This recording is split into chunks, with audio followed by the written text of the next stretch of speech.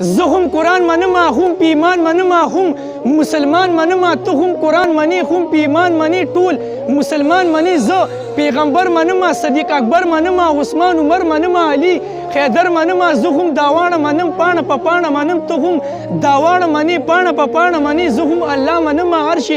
مولا منم زه هم جنت منم زه هم قیامت منم ورځ آخرت منم زه هم کعبه منم او هم توبه منم خدای ته سجده منم ته هم دا واړه منې پاڼه په پاڼه منې بیا خپل ایمان وګوره بیا خپل ګریوان وګوره که د افغان جنډه ده که پاکستان جنډه ده خو